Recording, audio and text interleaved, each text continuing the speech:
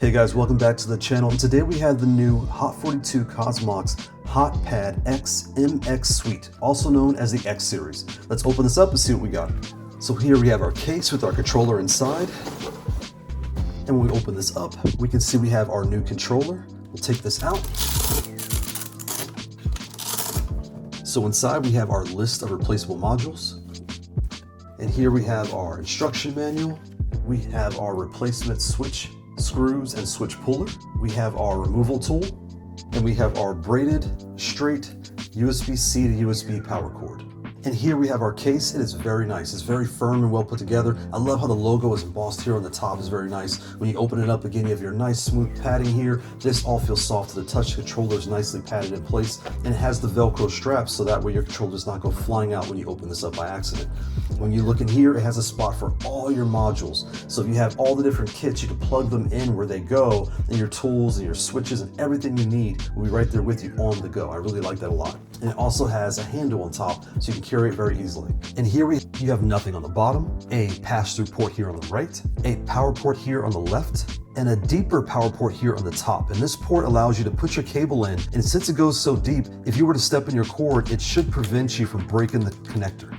And when you look at the top here, you have your lock switch, your home and your start button to activate the controller, and you have your screen here in the middle. This is a glossier view, and this is a matte black, and you have your glossy buttons here on the top. And when you look here in the middle, you have all your modules. You have your buttons here on the side, and you have your buttons here on the bottom. And when it comes to your left module, you can adjust this to any angle you would like. And when you flip the controller over, it comes pre-installed with a nice rubber grip, and it shines really nice in the light. And here we have the X series. So when you go around this controller, you know why you're looking at this. You heard about this controller, all the different modules, and that is what's caught your eye. So let's dive into what this is. When I pull this out here, these modules are held down by metal screws.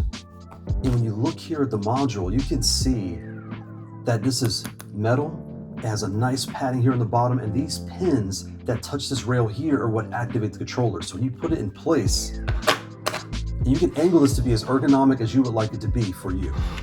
When I remove the bottom module, again, you have your rails here on the bottom, you have your pins here for the connectors, and when you go around, you can see it's nicely foamed and metal. It feels really nice and premium and cold in your hands, really nicely put together. And when you pull out your main button side here, again, nicely put together, it's metal. You have your pins on the top and the bottom for this side, and you can see everything is nicely done there.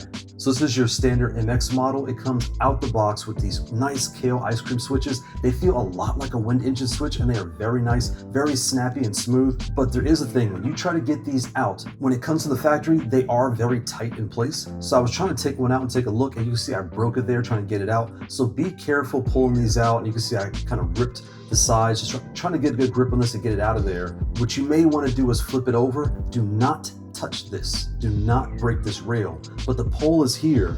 You could take your tool here. If you push down slow and steady, it will push this out and pop out eventually. Just take your time, use steady force. Do not break these clips off. These switches are fairly tight inside. The rings that come on the controller, they actually clip onto the metal frame, which is a nice sign. That means they can make a metal R if they wanted to, where you have the metal controller with rings.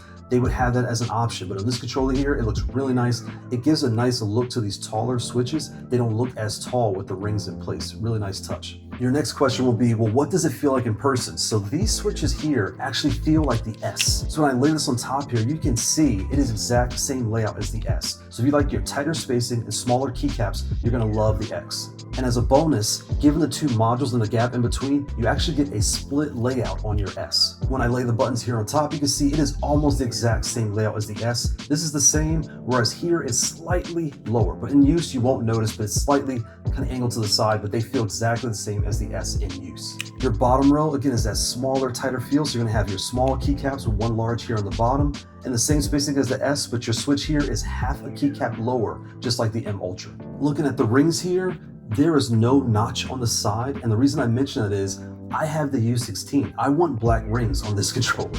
So I'm gonna take those rings and put them on here. The U has a notch right here, whereas the X does not. So I may have to shave that off my U to make it fit. But again, it comes really nice, these clear rings, and the rings actually look very good with the tops here, because these tops are very glossy and shiny. And you can see they snap right here on the sides in place. And having the rings makes it look very nice. You don't have a tall switch just sitting there. It kind of covers up the gap and makes it look very flush and very formal. And when it comes to height, on a standard low profile controller, the switch to the base is about 2/4 off the base. These are roughly 4/4 off the base. So if you're coming from the G, this is exactly what you've been looking for. You want that bigger base. The MX switches, everything here is going to give you exactly what you've been looking for. If you're coming from an S or a T or other models, they are lower profile, so this will feel taller and the travel will feel longer. If you're coming from the R, this will feel very similar given that it's 2/4 for the rings and about 2/4 to get to the top of the button, so it's roughly 4/4 tall, roughly just like the R and the U. So playing with this controller, these switches feel fantastic. Again, they feel just like a wind engine switch, just taller because they are MX switches, but they move and snap very fast and very smooth. The keycaps here are gloss texture, so anytime you get done playing, you're going to see your fingerprints. I don't really care about that, but I know folks that do phone reviews and things, they care about fingerprint magnets, and if you're that type, you will want to wipe this down after every use because you will guaranteed see fingerprints and smudges on your keycaps when you're done playing. The base itself is a matte finish and it plays really nice. Again, the cold metal feel is nice to the touch and it's wide, so it fits perfectly on your lap, and with the rubber grip installed, you just take it out the box and start playing. And I really love that. I love how the case can fit all the modules in one location. So you don't have to think about, do I need my backpack and then extra bags and things to carry my stuff around? All your tools and gear and kit fit right in place. That's a nice addition. When you look again inside the modules themselves, it's not just metal rails and a connector and just connected. It all has a nice look to it. It looks futuristic and it just feels like a quality product, and I really like that. And for those, again, that have the G and been waiting for a bigger wide body form factor, you found it. This has that nice wide base, it has your tall MX switches right out the box, better switches than the stock switches, and it just feels really nice. The rings, they're less for sliding, but more for just visual appearance, and they play really nice. It's a really nice appearance and a really nice controller. And if you're a fan of lights, you can see the lights shine nice and bright on the bottom, but on the top of the controller, the lights are very dim. From different angles, you can see it, but on the directionals, you can see there really is no light. And when it comes to the action buttons, you can see the name, the X, the Y, the A, the B, but the actual switches do not light up. And the lights on the base are not as bright as the lights on their other model controllers.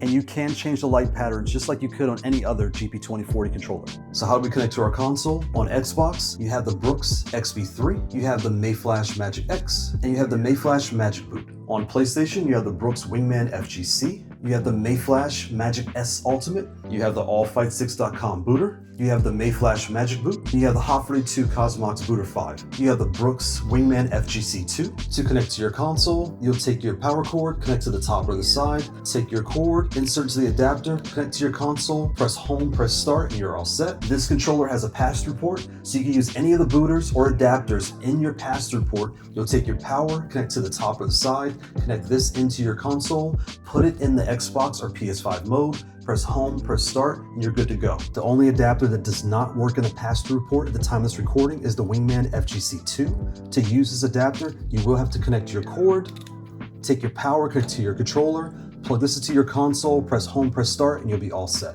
And next we have the paper test. What is the paper test? We take a standard piece of American printer paper that is 8.5 by 11. We're gonna turn it sideways and lay it right here on top. And when you look at this controller, you can see it's the same height as a piece of paper and is wide plus 3 Brooks adapters. So why would you do this? If you're at home and wondering how big this is, take this piece of paper, lay it on your desk or on your lap, play like this, and also add the extra space, and I'll let you know what this feels like in person. When it comes to comparing the two, the only factor I can think of is, do you want to customize this later and buy the extra modules? Then you'll want the X. If you like the way the S feels today or the M Ultra feels today, then you're perfectly happy with the layout you have here. This is a split layout, so you do have about a keycap size and space right here, whereas this is your standard down the middle. Both have your small keycaps with one large here on the bottom. And if you're a fan of low profile or MX switches, then you would consider the X. If you just like your low profile switches, you would get the M Ultra. And when it comes to height and width, you can see the X is taller by roughly 1 adapter and wider by roughly 2 adapters. Here we have the Haute42 S. If you have the low profile switches on this controller, the S and the X low profile feel exactly the same. The only difference is, see how tight the spacing is here? They are wider here down the middle, so it's almost a split S. Here's the top for the S. When you lay it down, you can see the action buttons are roughly exactly the same. They are slightly over to the sides here, but in use, they feel exactly the same. On the bottom, your action button here is about half a keycap lower. And when it comes to your directionals, they are exactly the same. When it comes to height, the X in height is an S wide plus 1 adapter. And when it comes to width, the X is as wide as 1 S plus roughly 2 adapters. So coming from the S, if you're considering the X, you have the M Ultra or the X Series low profile to consider. They both will feel right at home to you on the S. They'll be nice and wide on your lap and comfortable, but you have your two options on what you want to do. Do you want the Ultra where it's metal, it's premium, it's affordable, and it has all the features you need? Or do you want the split layout here and the modules where you can change things out the way you want and you have your unit here? So here we have our Haute42 G. When you compare the two, the G is your, again, like your S, a smaller compact controller, but it has MX switches. Here your XMX has the same switch style. So if you know the G and you like the G, the X is what you want. This will give you that nice wide base, the same mechanical switch feel, but better switches because these ice creams feel really nice in person. You also get a little bit adjusted when it comes to this side here. And again, you can swap your modules in and out, but really the bigger thing is the wider base. You can get the G and get a cheap box footsie and expand the spacing on it, but you have your two options now what you want to do. If I take my G top here and look at the spacing, the buttons here are roughly exactly the same. They are slightly off,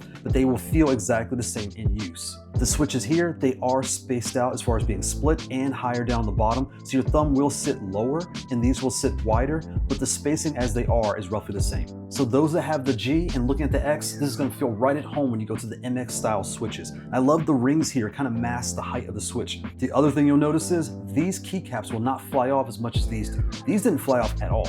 These switches here during my testing, now that they've broken in, I've had them for over a year, they fly off all over the place. So I have to use the paper trick where you take a small piece of paper, you tear it, and you stick it right here in the plus sign, and you wedge it right back on top.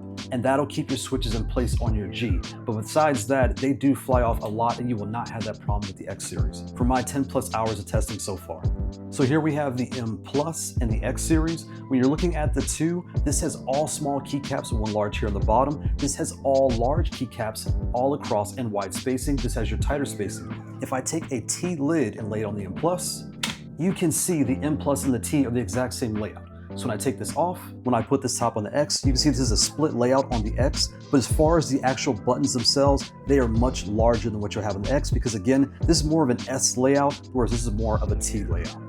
And when it comes to height and width, you can see the M Plus is shorter by one adapter and not as wide by two adapters. So that's the Haute42 Cosmox Gaming HotPad X MX Suite, also known as the X Series. If you're looking at this controller, you are looking at this because you have a G right now that is small and compact with the MX switches and you want a wide body form factor and a split layout on your G, this is what you want. If you're also looking at this, you know there are modules that can change the feel and performance of this controller, and you're looking at that factor where you can have the stock MX tall switches, the lower profile switches, the joysticks and keyboard feel. There's all the different modules they would have for this controller, and it can last you a long time. Given this controller uses modules, I would not be surprised if down the road people start making their own custom modules for this controller because it is a standard layout and standard shapes. When you take this controller out the box and with the case, I think you're really gonna like it. Again, just be careful pulling your switch out. First time I did it, I did break one of my switches here trying to get it out. They are very tight and snug in there, so you may have to push the bigger piece here in the middle from the bottom of the controller to get it out. Just make sure you do not touch these connectors. Only push the fat side slow and steady down to get that out. If you don't feel comfortable, don't do it. Don't break your controller. I think it's a really nice controller. I think it's gonna set a new wave of different controllers coming out. We have the ASI LVL with the removable PCB installed. Now we have the Hot Series X where you can take out the physical components and pieces of your controller and make your own custom model. And I hope they make an X2 with a T layout where this is wider and spaced out more, this is spaced out, this is lower, and you can fit that wider keycap, wider spacing, and you'll have two, the X1 and the X2. And folks that want the S or the G have the original X series, and those that want the T or M Plus or the U will have the X2, and they'll have two models to cover all their bases. And if you already have the M Plus or the M Ultra and you are happy with that controller, there is not a need to buy this controller. You have what you're looking for. This is for folks that again want to change the modules or want the G to be nice and wide. And I think this is a really nice addition to the Haute42 lineup. Thanks for watching. Bye.